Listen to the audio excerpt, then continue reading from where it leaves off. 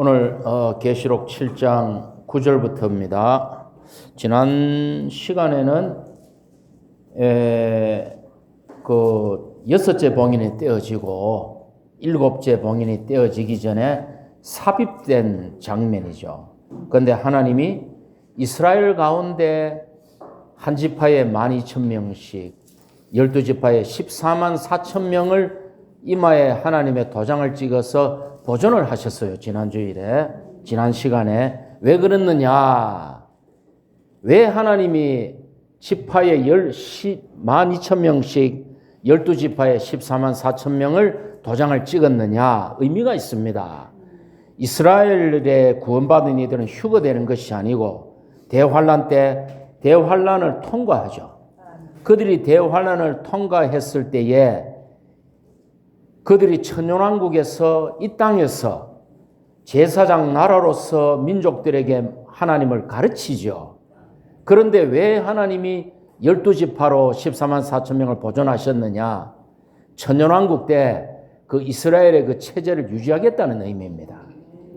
그 과거에 있었던 그 12지파, 제사장 지파가 있지만 12지파가 제사장 왕국이 되어서 그 구약의 다윗의 왕국의 그 체제대로 하겠다는 말이죠. 그래서 12지파를 이렇게 보존하신 것입니다. 그럼 오늘 하는 것은 이제 9절부터 하늘에 있는 수많은 무리들을 또 보여주십니다. 하나님이. 일곱째 봉인이 떼어지기 전의 사건이죠. 왜 이제 그랬는지 또 하나하나 봅시다. 9절을 함께 읽어볼까요? 이 일들이 있은 후에 내가 보니 아무도 그 수를 셀 수 없을 정도로 큰 무리가 각 민족과 모든 지파와 백성과 언어에서 나와 흰 겉옷을 입고 손에 야자나무 가지를 들고 보좌 앞과 어린 양 앞에 서서, 이 9절에 대해서 좀 할 말이 있을 것 같은데요. 이 일들이 있은 후에, 그 앞에 모든 일들이 있은 후에 그 큰 무리가 있습니다. 큰 무리가. 이 큰 무리가 지금 어디에 있습니까? 하나님과 보좌 앞과 어린 양 앞에 있죠. 그러니까 이 큰 무리는 휴거된 하나님의 백성들이에요. 이들이 이미 휴거되어 하나님의 보좌 앞에 있는 것입니다. 자, 하나님에게는 두 무리의 백성이 있습니다. 첫 번째는 무엇입니까? 땅에 속한 유대인. 두 번째는 하늘에 속하고 영에 속한 교회. 하나님에게는 두 무리가 있어요. 하나님이 이 두 무리를 갖고 그분의 경륜을 성취하고 계십니다. 그런데 이 큰 무리는 보니까 어디서 나왔습니까? 그들의 출신이 어디입니까? 민족과 지파와 백성과 언어에서 나왔죠. 그러니까 이것은 무엇이냐? 모든 세대를 거쳐서 각 민족에서 구원받은 사람으로 이루어진 대다수 하나님의 교회에 이기는 이들이라고 말할 수가 있습니다. 그들의 출신은 민족, 지파, 백성, 언어에서 나왔어요. 이 지파는 왜 들어갔을까요? 지파는 유대인에게서도 있다는 말이죠. 자, 복음이 처음에 어디서 나왔습니까? 복음이 유대인에게서 나왔죠. 요한복음 4장 22절에 구원이 유대인에서 남이라. 주님이 유대인이고 12사도가 유대인이죠.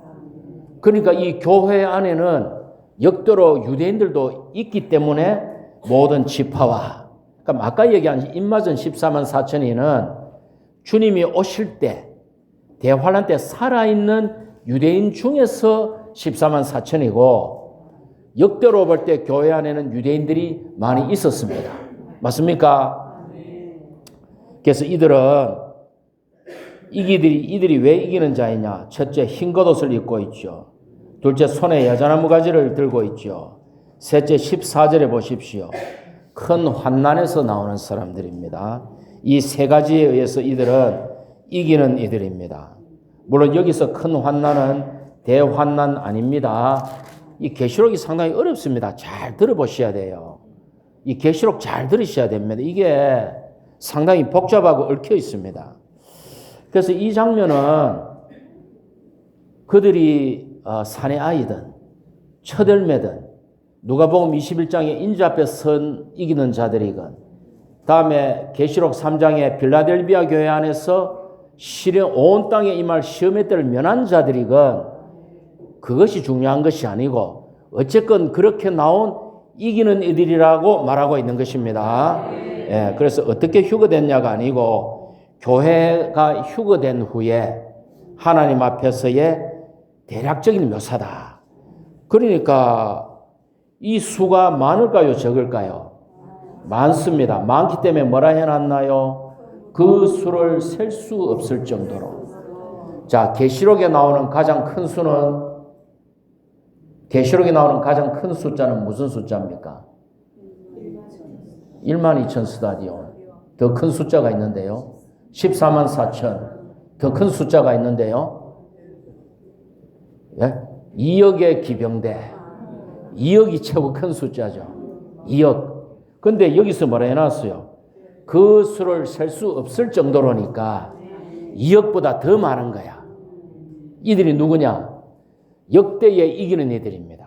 우리가 했지만 초대교회 때 로마 제국 시대에 박해받은 믿는 이들, 또 로마 가톨릭 천년을 지나면서 순교한 수많은 이기는 이들, 종교개혁 때 순교한 수많은 이기는 이들, 형제회 안에, 속생명 안에, 주의 회복 안에 수많은 이기는 이들, 그 수가 2억이 넘는다는 거예요.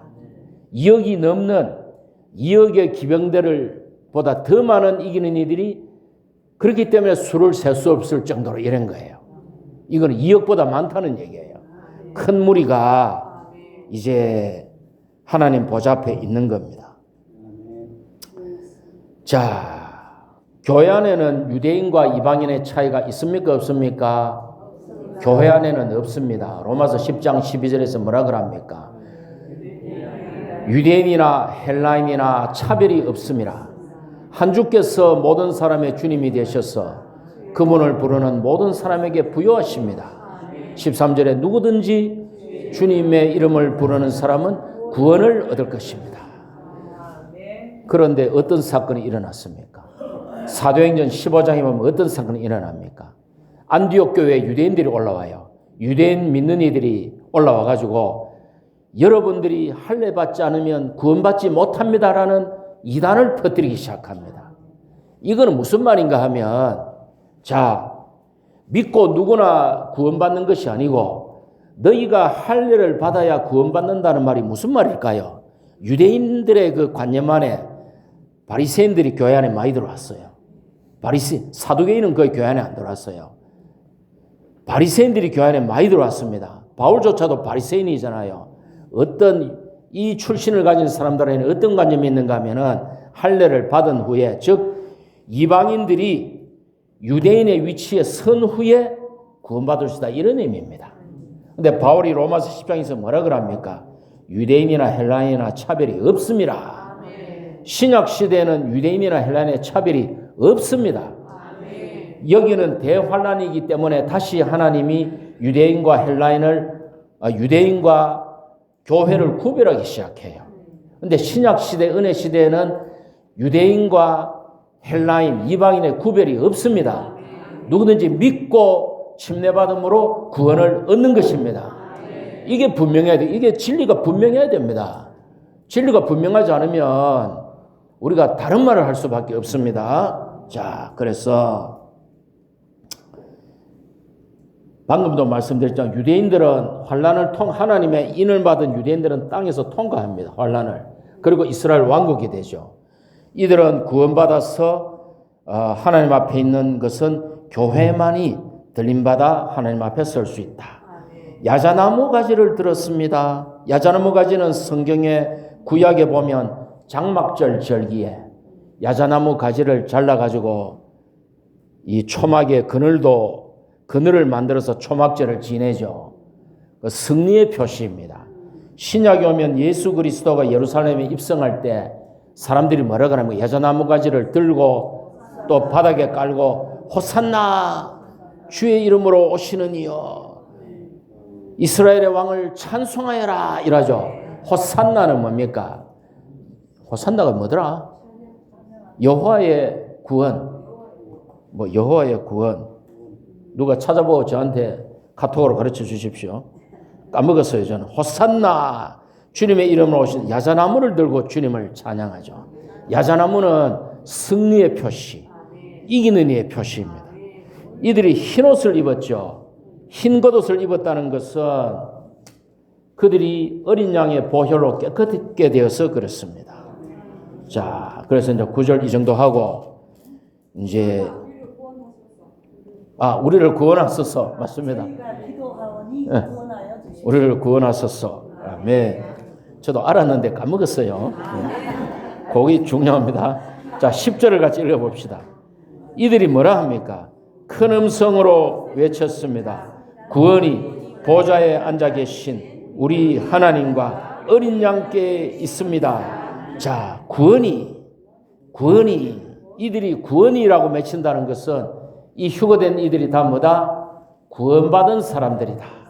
그런데 어떤 구원입니까? 영안에 거듭나는 구원일 뿐만 아니라 고난을 통과하며 이 땅에 있을 때 혼의 구원을 얻은 자들, 그리고 흰 겉옷을 얻은 자들, 맞습니까? 그들은 구원이 보좌에 앉아 계신 우리 하나님과 어린 양께 있습니다. 이러거든요. 자, 영혼 안에 들어가면 어린 양이 필요합니까? 필요하지 않습니까?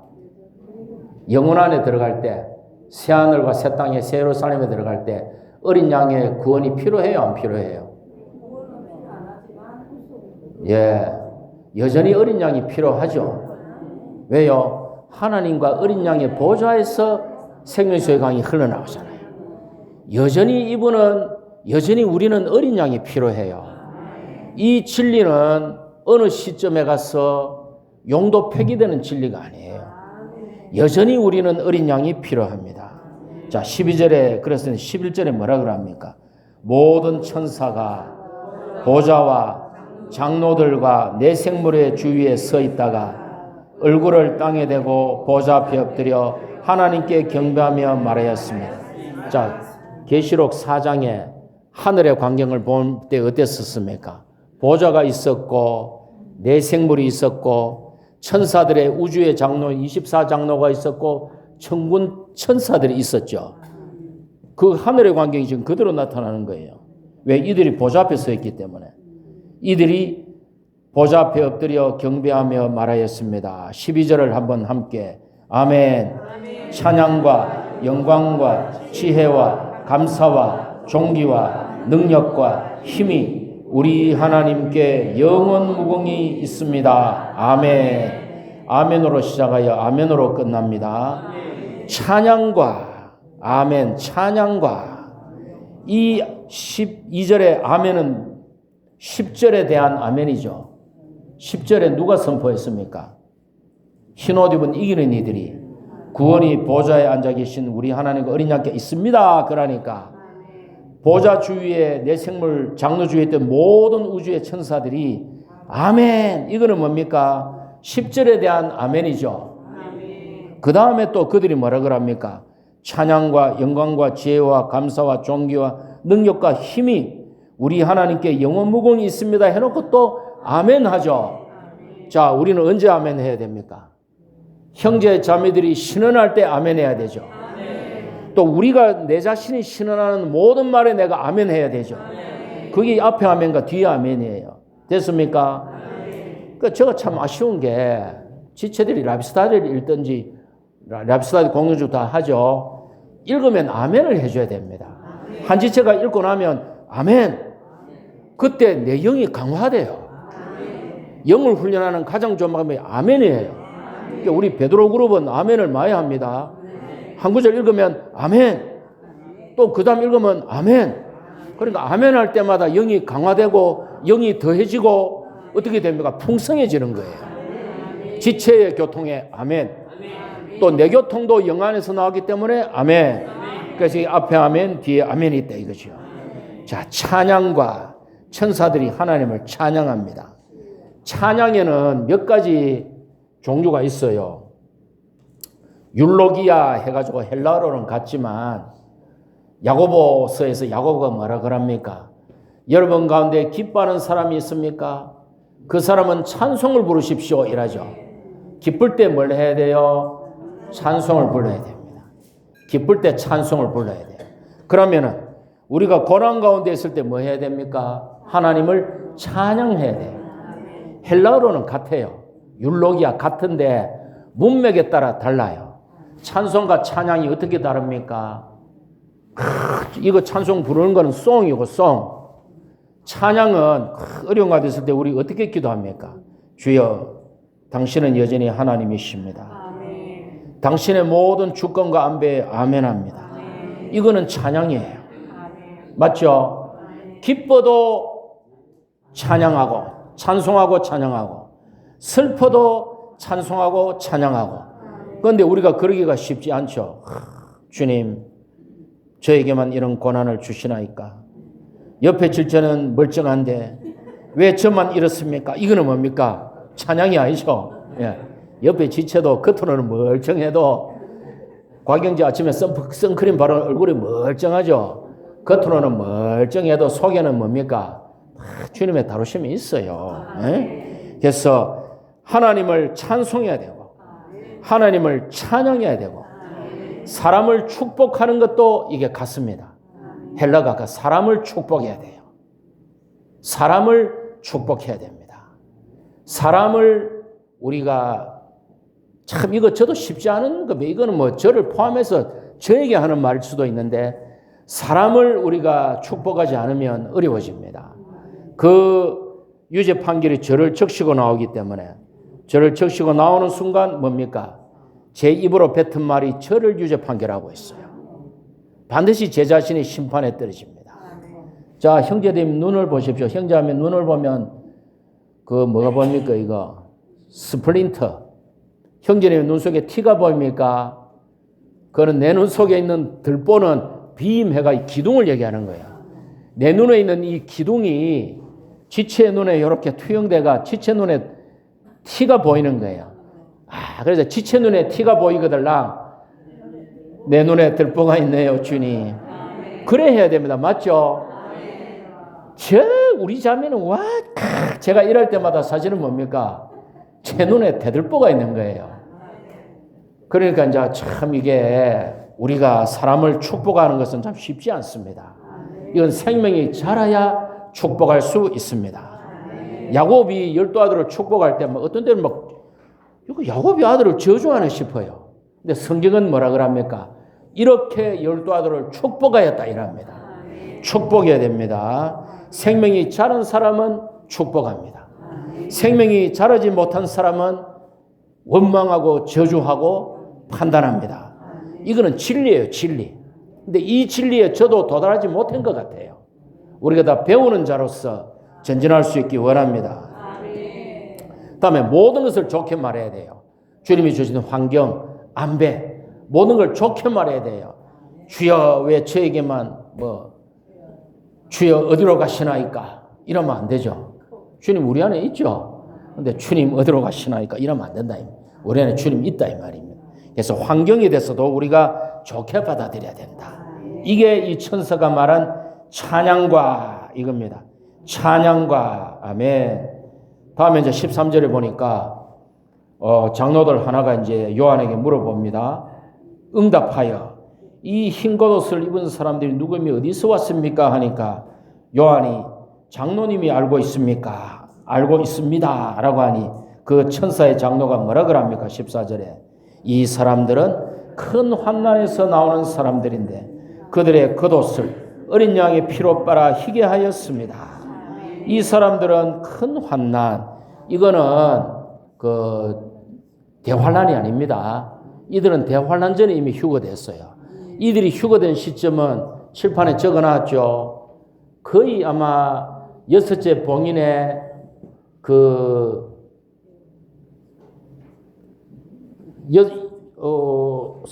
6장에서 6째 봉인을 뗄 때 천재지변이 일어나잖아요. 거의 그 전에 휴거됐을 확률이 많아요. 예. 그러니까 이들은 대환난을 통과 안 했기 때문에 여기 큰 환난은 그들이 일생 동안 이 땅에서 살면서 그들이 겪은 환경과 고난과 그런 환난을 얘기하는 것입니다. 자, 대환난은 사탄이 이 대환난의 시점이 어디냐? 뒤에 도표를 보면 6째 봉인부터 대환난입니다.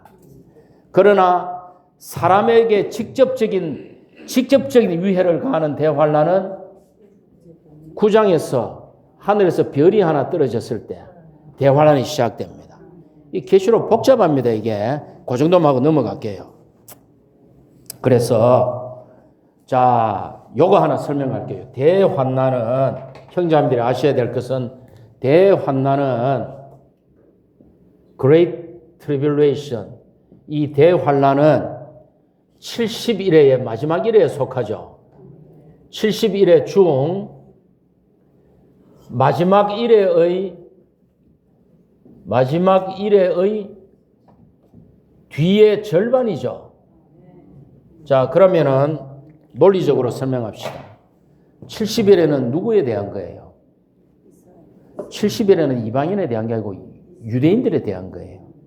그럼 이 말은 대환난이 70일의 마지막 일회이기 때문에 마지막 일회의 뒤에 절반이기 때문에 대환난은 유대인에게 속한 겁니다. 아이고 이제 해방됐네. 우리는 대환난이 없어도 되네. 안 그렇죠.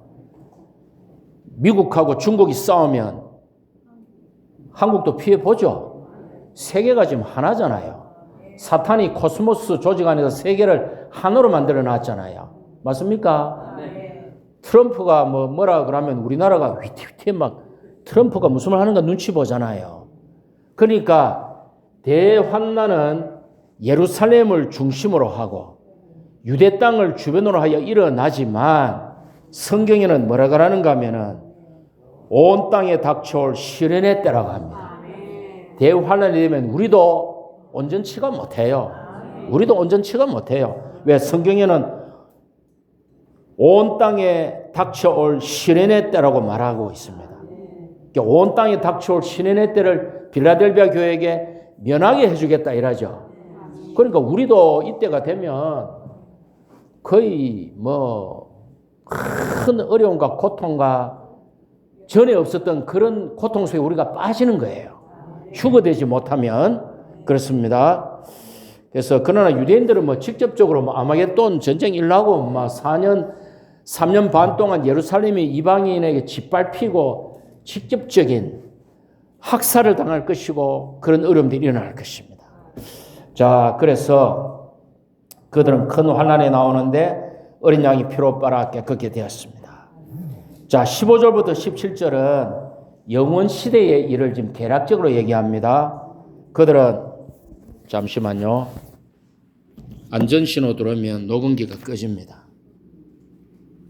아직 안 꺼졌네요. 자, 그래서 15절부터 보면은 이게 새 예루살렘 안에까지 사건을 얘기하고 있는 거예요.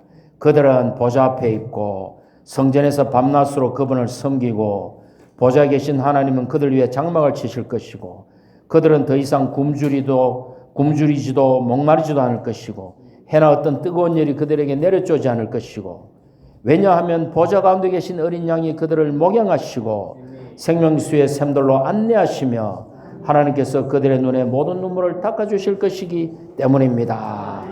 그러니까 이것은 영원 안에까지 이기는 이들의 이러한 것들을 얘기하고 있습니다. 자, 그럼 남은 한 5분을 제가 사용해서 요거를 한번 설명드리겠습니다. 아마 뒤에서 잘 안 보이실 거예요. 나중에 유튜브를 다시 보시든지 귀를 열고 설명을 들으십시오. 계시록은 지금 이렇게 되어 있으니까 보십시오. 1장에는 본 것, 요한이 밤모섬에서 주의 날에 나팔소리 같은 음성에 보니까 7 금등잔대가 있고 사람의 아들 같은 분이 계셨죠. 왜 사람의 아들과 같은 분입니까? 영광의 몸으로 변형되었기 때문에 요한이 보니까 저분이 사람인지 사람이 아닌지 긴가민가한 거야. 왜? 영광스러운 모습으로 변형됐기 때문에 그렇죠. 그건 이미 본 것입니다. 2, 3장은 뭐예요? 지금 있는 것. 그 당시에 있었던 아시아의 7 교회죠. 그겁니다. 4장부터는 뭡니까? 장차 일어날 일. 어디까지 갑니까? 계시록 22장까지 갑니다. 계시록은 요 세 파트로 나누어져 있어요. 자, 그런데 그러면 계시록이 시간 순으로 되어 있느냐? 아닙니다. 잘 보십시오. 계시록에는 어느 정도 시간 순서가 있어요. 7봉인이 떼어지면 마지막 7봉인 때 7나팔이 울립니다. 마지막 7나팔이 울릴 때 7대접이 쏟아 부어집니다. 요 정도는 시간순이 맞아요. 그런데 계시록의 구성을 봅시다. 4장이 뭐가 나옵니까? 하늘의 광경이 있죠. 그거는 영원 전부터의 시간이 시작되던 그때부터의 광경이에요. 그럼 1장보다 4장이 앞섭니까? 뒤섭니까? 앞서죠. 요때는 요한이 밤모섬에 있을 때고 4장은 하늘에 있는 영원 전부터의 광경이고 5장에 보면 어린 양이 가축임 당한 어린 양이 죽고 부활하여 승천한 직후의 일이죠. 그러니까 이거는 1장보다 앞서는 거야. 시간 순서가 안 맞죠? 안 맞습니다. 그 다음 6장에 오면은 하도 복잡해가지고 이제 첫째 봉인에서 여섯째 봉인이 떼어집니다. 요 적을까요? 첫째 봉인에서 여섯째 봉인이 떼어집니다. 7장은 삽입일입니다. 7째 봉인이 떼어지기 전에 삽입된 장면입니다. 여기에 오늘 이스라엘 이기는 이들. 8장에는 7째 봉인이 떼어집니다. 7째 봉인이 떼어지니까 첫 번째에서 네 번째 나팔이 울립니다. 그게 8장의 사건이에요. 9장에 가니까 다섯째, 여섯째 나팔이 울립니다. 세 가지 화죠. 화로다. 다섯째 나팔, 여섯째 나팔, 7째 나팔이 세 가지 화입니다. 9장입니다. 그런데 그렇고 10장에 가면은 뭡니까? 10장에 가면은 여섯째 나팔 울리고 7째 대접 울리기 전에 또 삽입이 7째 봉인 전에 있었죠. 7째 나팔 전에 삽입 2가 있어요. 어떤 장면입니까? 해를 입은 그리스도께서 구름을 입고 해같이 빛나는 그리스도께서 땅으로 내려오셔서 요한에게 두루마리를 주고 먹으라 그러고 땅을 접수하시는 그리스도. 삽입 광면 두 번째가 10장에 나와요. 11장에 가면 뭐가 나옵니까? 땅의 성전을 이방인에게 내어줍니다. 땅의 예루살렘을 이방인에게 내줘요. 두 증인이 나타나서 신언을 합니다. 두 증인이 대환란 3년 반 동안 이스라엘에서 신언을 합니다. 두 증인이 죽임을 당하죠. 7째 나팔이 울립니다. 천년왕국이 임합니다. 천년왕국. 왜? 계시록 11장 15절에서 뭐라 그럽니까? 온 땅이 우리 주님과 그분의 그리스도의 왕국이 되었다 선포하잖아요. 자, 그럼 12장부터는 어떻게 됩니까? 12장이 어디 붙는가 잘 보십시오. 12장이 여기에 붙어요. 12장이 어떤 장면이 나옵니까? 여자가 사내아이를 낳으려고 하는데 용이 입을 딱 벌리고 있죠. 사내아이가 보좌로 휴거되죠. 그거는 6째 봉인 전에 사내아이가 올라가는 거예요. 이긴 이들이 이때 다 올 거예요. 12장이 여기 놓여요. 그런데 사탄이 전쟁에서 땅으로 쫓겨내려오죠. 그건 여기 붙어요. 왜? 9장 1절에 뭐라 그럽니까? 하늘에서 떨어진 별이 하나 있는데 그가 무정의 열쇠를 여니까 메뚜기에 나와가지고 5개월 동안 유대인들을 괴롭혀요.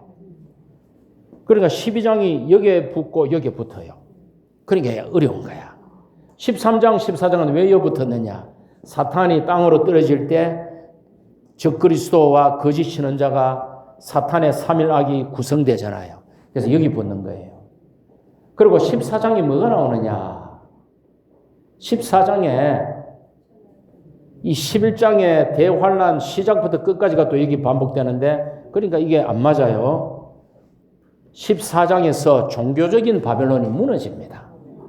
14장에서 종교적인 바벨론이 무너져요. 근데 17장에 가면 종교적인 바벨론이 무너지는 게 또 반복되죠. 그러니까 이게 이어 붙는 거예요, 이게. 14장 밑에 17장이 같이 붙는 거예요. 근데 이게 종교적인 바벨론은 대환란 시작 때 적그리스도에 무너지기 때문에 여기 11장 밑에 여기 붙어야 돼요. 뭐 여기 붙어도 되고 참 어렵습니다. 그러면은 15장에는 다시. 자, 14장에는 그러면 여기도 14장에 있잖아요. 14장에 첫열매가 나오잖아요. 첫열매. 첫열매는 또 6장 전에 휴거됐기 때문에 14장에 또 여기에 붙어야 돼요. 맞습니까? 14장이 여기 붙어요. 14장이. 그럼 14장은 여기 붙는 게만 이거보다는 이래서 이게 어려운 거예요. 그러니까 읽고 듣고 이래 된다는 개요를 파악하시면 됩니다. 14장이 첫열매는 또 이미 휴거됐기 때문에 또 여기에 붙는 거예요. 근데 14장에 수학이 나오던 수학은 또 어디 붙어요? 수학은 또 여기에 붙어요. 대다수 수학은 추수, 수학은 또 여기 붙어요. 그러면 15장에는 뭐 나옵니까? 유리바다 위에 이기는 이들. 대환란을 쭉 통하면서 죽임을 당한 유리바다 위에 이기는 이들 여기에 붙어요. 16장에는 여기서 7대접, 7나팔 울리고 16장에는 첫째부터 6째까지 대접까지 여기서 대접이 쏟아부어집니다. 그리고 7째 대접이 열리기 전에 삽입3가 나와요. 삽입3가 나와요. 항상 7번째 것이 열리기 전에는 삽입 장면이 있죠. 7봉인 전, 7나팔 전, 7대접 전에 삽입 장면이 나옵니다. 그리고는 7대접이 쏟아부어지죠.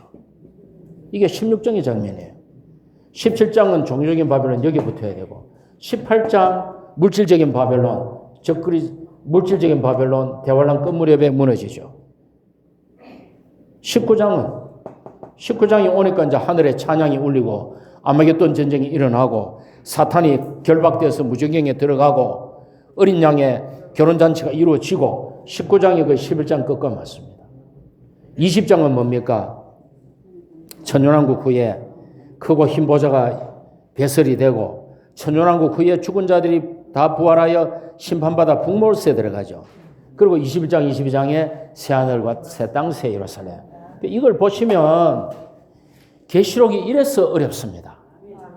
우리 논리적으로 시간 순서로 안 되기 때문에 형제님들이 계시록을 많이 읽어야 돼요. 그래서 워치만 니가 말하기를 일단 50번 읽고 시작해라. 계시록에 대해서 일단 계시록 본문을 50번 읽고 나서 시작해라 하는 말이 이 말이에요. 기독교에 가보면 수많은 계시록에 대한 수많은 강해서들이 나와 있습니다. 그게 정확하지 않아요. 이것은 하나님의 경륜의 관점에서 해야만이 풀리는 이야기입니다. 됐습니까? 그러니까 정리하면 7봉인, 7나팔, 7대접의 순서는 있다. 그런데 지금 본 것, 지금 있는 것, 장차 일어날 일인데 시간 순으로 맞지 않다.